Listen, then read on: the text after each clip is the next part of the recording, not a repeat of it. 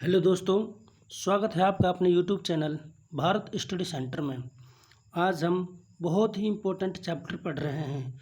इसकी पूरी थ्योरी पढ़ेंगे, हम डिटेल से पढ़ेंगे।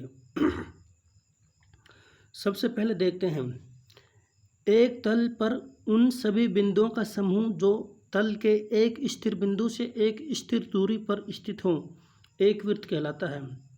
यानी कि एक बिंदु से, ये हमारे पास बिंदु है, इस समान दूरी पर स्थित बिंदुओं, यह हमारा वृत्त है। एक वृत्त उस तल को जिस पर वह स्थित है तीन भागों में विभाजित करता है। वे ये हैं: वृत्त के अंदर का भाग अभ्यंतर वृत्त एवं वृत्त के बाहर का भाग बहिर्भाग होता है। यानी कि एक वृत्त जिस तल पर स्थित है उसको तीन भागों में बांटता है। जो वृत्त के अंदर का भाग है उसको अभ्यंतर कहते हैं, जो वृत्त के बाहर है उसको बहिर्गमन कहते हैं, जो वृत्त के चारों साइड है उसको कहते हैं वृत्त, ये सर परिधि। त्रिज्या क्या होती है? केंद्र से परिधि तक की दूरी। केंद्र वृत्त का मध्य बिंदु। परिधि केंद्र से निश्चित दूरी पर केंद्र के चारों ओर खींचा हुआ वृत्त या संपूर्ण वृत्त की लंबाई को परिधि कहते हैं। व्यास परिधि के एक बिंदु से केंद्र से होते हुए परिधि के दूसरे बिंदु को मिलाने वाली सीधी रेखा व्यास कहलाती है। इसे डी से दर्शाते हैं। जैसे ये हमारा केंद्र हो गया, ये हमारी त्रिज्या हो गई, ये हमारी परिधि हो गई, ये हमारा व्यास हो गया।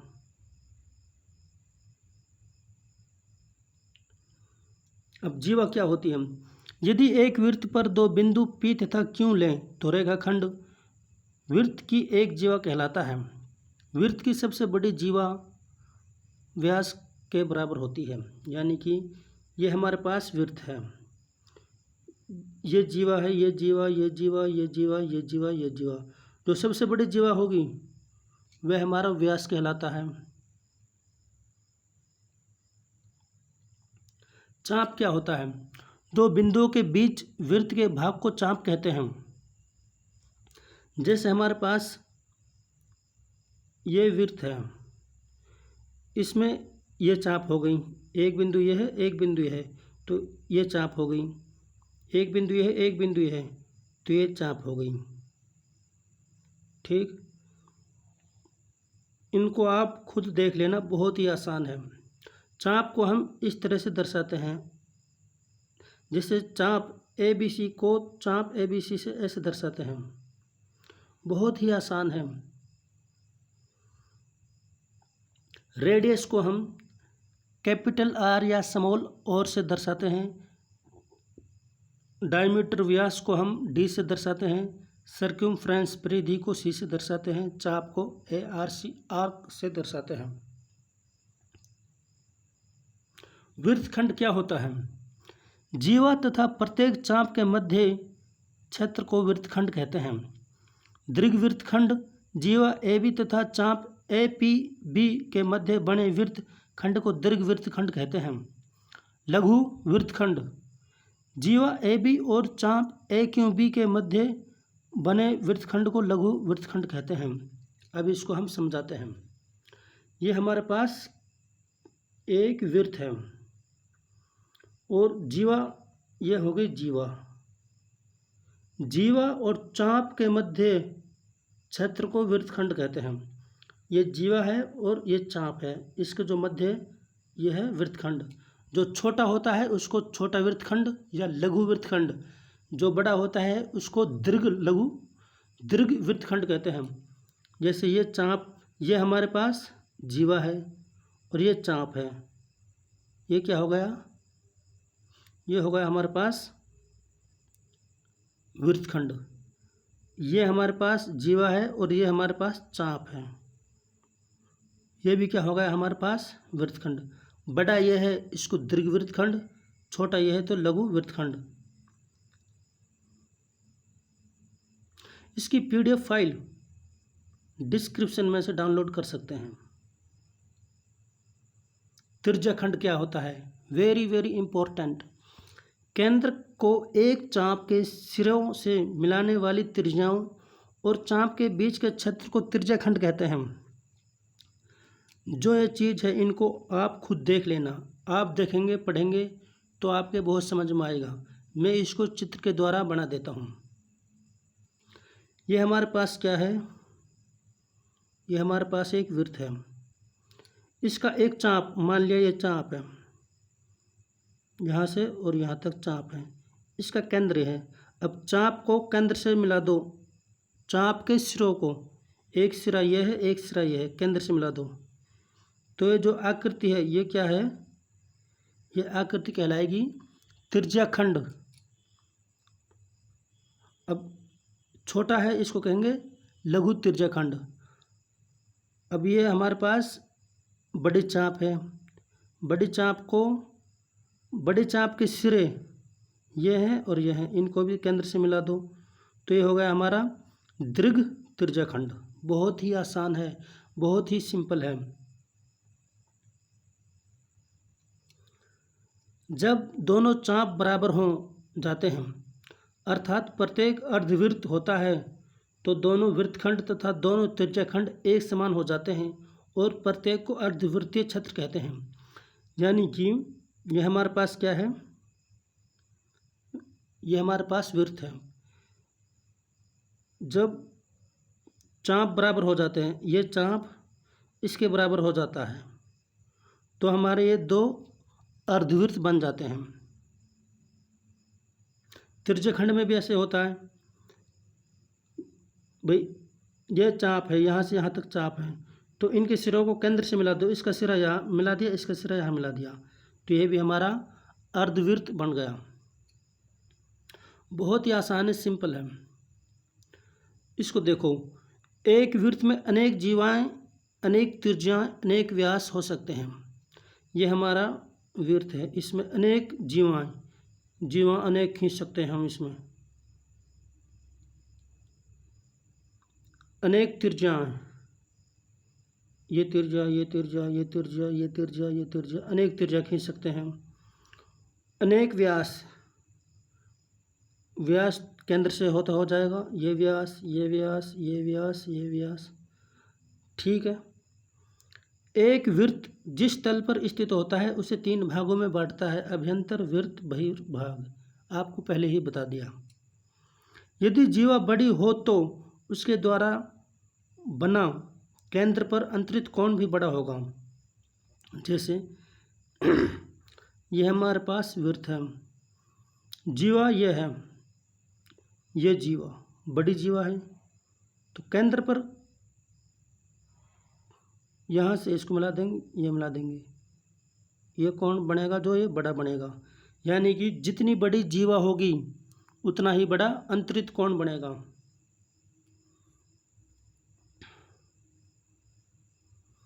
अब ध्यान से देखो, वृत्त की बराबर जीवाएं केंद्र पर बराबर कोण अंतरित करती हैं। अगर जीवा ए बी इक्वल टू जीवा डी सी है तो कोण ए ओ बी इक्वल टू कोण सी ओ डी होगा। चित्र को ध्यान से देख लो, क्या कह रहा है ये हमारे पास वृत्त है, वृत्त की बराबर जीवा, एक जीवा ये है एक जीवा ये है, बराबर है लंबाई में, तो जो केंद्र पर कोण बनाएंगे ये कोण और इस जीवा से बना कोण ये आपस में बराबर होंगे।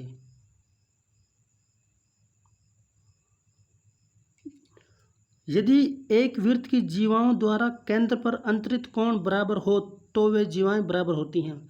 जैसे पहले बताया था उसका उल्टा है, उसमें 2 जीवाएं बराबर थी तो कोण बराबर बने हैं। अगर इसमें कोण बराबर बन रहे हैं तो जीवाएं बराबर होंगी, ठीक। अगर इस चित्र के अनुसार, इस चित्र में देखो ए ओ बी कोण सी ओ डी बराबर हैं तो जीवा ए बी और जीवा सी डी बराबर होंगी।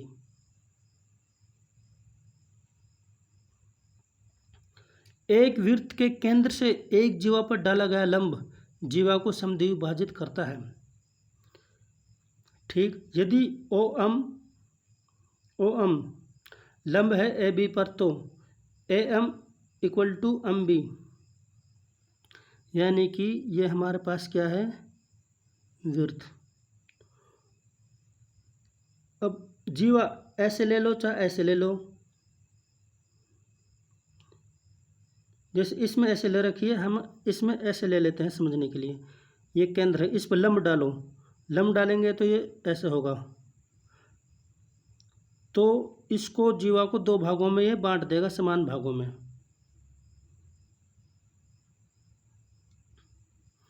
एक वृत्त के केंद्र से एक जीवा को समद्विभाजित करने के लिए खींची गई रेखा जीवा पर लंब होती है। उसी का उल्टा है ये, उसी का उल्टा है ये। एक बिंदु से अनेक वृत्त खींचे जा सकते हैं, ये हमारे पास बिंदु है, इससे अनेक वृत्त खींचे जा सकते हैं, छोटे छोटे पर्सन ये आ सकते हैं। दो बिंदुओं से अनेक वृत्त खींचे जा सकते हैं, हमारे पास दो बिंदु हैं, ये एक बिंदु ये एक बिंदु ये, तो अनेक वृत्त खींचे जा सकते हैं इनसे भी।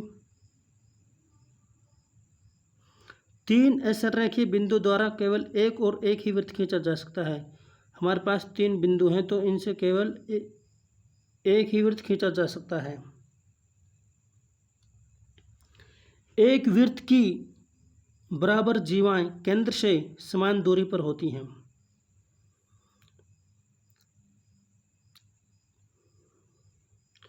जैसे ए बी व सी डी बराबर जीवा हैं, ए बी और सी डी बराबर जीवा हैं, तो केंद्र से इनकी दूरी समान होगी। देखो, यहाँ से यहाँ तक और यहाँ से यहाँ तक दूरी समान होंगी। अगर हम यहाँ से ले लें, यहाँ से और ये यहाँ से, तो समान नहीं होंगी। क्यों? क्योंकि हमें जो ये लेनी है दूरी, वो लंब होनी चाहिए इस पर। लंब का मतलब है कि ये 90 एंगल बनानी चाहिए। एक वृत्त के केंद्र से समदूरस्थ जीवाएं लंबाई में समान होती हैं। अगर OP equal to ON equal to OM है, तो जीवा AB, जीवा CD, जीवा EF आपस में समान होती हैं। इसका कहने का मतलब यह है कि केंद्र से जीवाओं की दूरी समान है, तो ये जीवा आपस में समान होंगी। यदि किसी वृत्त की दो जीवाएं बराबर हैं, ये जीवा और ये जीवा बराबर हैं, तो केंद्र से इनकी दूरी और उनके संगत चाप सर्वांगसम होते हैं, तथा विलोमतः यदि दो सर्वांगसम चाप बराबर हों तो उनकी संगत जीवाएं बराबर होती हैं। इसको ध्यान से देखो, ये क्या कह रहा है। किसी वृत्त की दो जीवाएं बराबर हैं, ये जीवा इसके बराबर है, उनके संगत चाप सर्वांगसम होते हैं। अगर ये जीवा बराबर हैं, तो इनका जो चाप है, इसका ये चाप, इसका ये चाप भी बराबर होंगे। बस यही कहना चाहता है ये।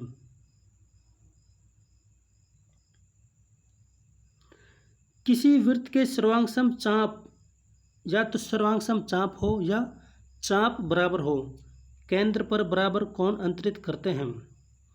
यानी कि ये चाप इसके बराबर है, तो ये कोण समान होगा। यह पहले भी बता दिया मैंने आपको।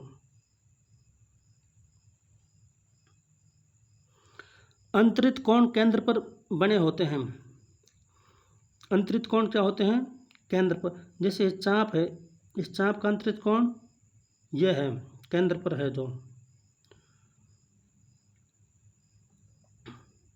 अंतरित कोण केंद्र पर बने कोण को कहते हैं जब लघु चाप कोण बनाए। प्रतिवर्ती अंतरित कोण जब केंद्र पर दीर्घ चाप कोण बनाए। अंतरित कोण θ1 है और अंतरित प्रतिवर्ती कोण 360 माइनस θ1 है। आया समझ में? ये कहना चाहता है कि जब छोटा चाप केंद्र पर कोण बनाता है तो अंतरित कोण होता है, बड़ा चाप केंद्र पर कोण बनाता है तो प्रतिवर्ती अंतरित कोण होता है।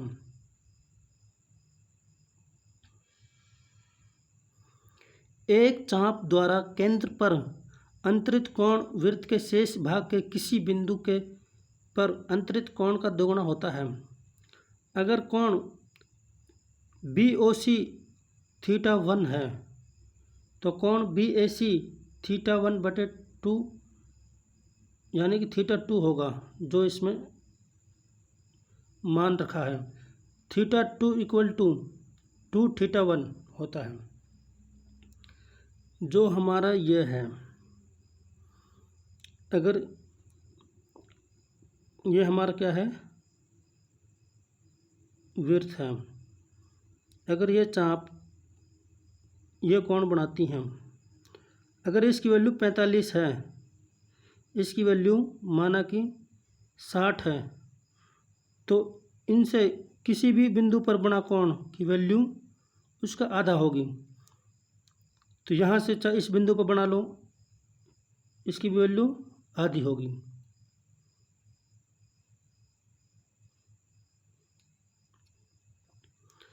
एक ही वृत्तखंड के कोण बराबर होते हैं। ठीक है, जैसे हमारे पास ये क्या है, वृत्त है। अब ये हमारे पास क्या है, वृत्तखंड बना लिया। इस बिंदु पर कोण ये बन गया। अगर हम इस बिंदु पर कोण बनाएं, इसको और इसको, ये समान होंगे। इस बिंदु पर बनाएं फिर भी समान होंगे। कहीं पर भी बना लो, कोण बराबर होते हैं। अर्धवृत्त का कोण समकोण होता है। क्या ये हमारे पास वृत्त है, अर्धवृत्त। अब कहीं पर कोण बना लो, किसी पॉइंट पर, यहाँ बना लो, यहाँ यहाँ यहाँ यहाँ यहाँ, वह 90 डिग्री का होगा। जैसे यहाँ बनाएंगे, इस पॉइंट को यहाँ से मिला दिया और इसको यहाँ से मिला दिया, 90 डिग्री का हो गया। इस पर बनाएंगे, इसको इस पर मिला दिया, इसको ये इस पर बना दिया, ये भी 90 डिग्री का हो गया। इस पर बनाएंगे, इसको इससे, इसको इससे, ये भी 90 डिग्री का हो गया। ठीक, बहुत ही आसान है ये।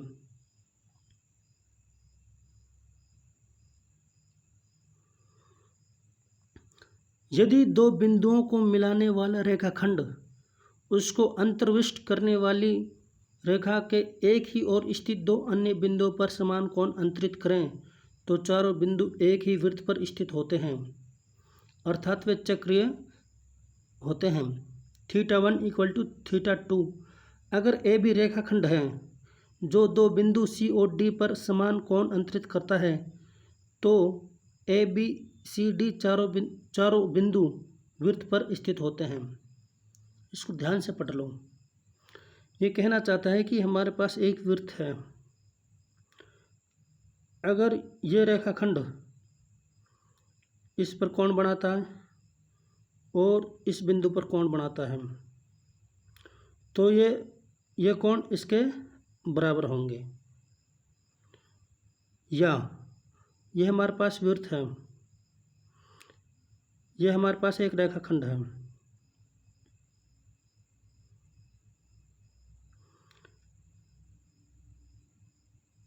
अगर ये कोण और ये कोण समान हैं तो ये चारों बिंदु एक वृत्त पर होंगे। अगर ये छोटा बड़ा हो गया, यहाँ हो गया, या छोटा हो गया या बड़ा हो गया, तो चारों बिंदु एक वृत्त पर स्थित नहीं होंगे। ये एंगल इसके बराबर होना चाहिए।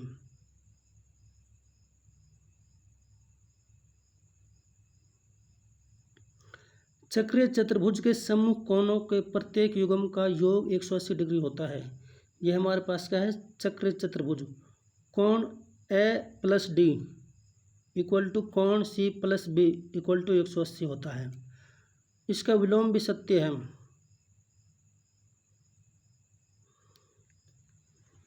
Thanks for watching my video. इस वीडियो में कुछ भी नहीं है, बहुत ही आसान चैप्टर है ये। इसकी हमें बस थ्योरी याद करनी पड़ती है।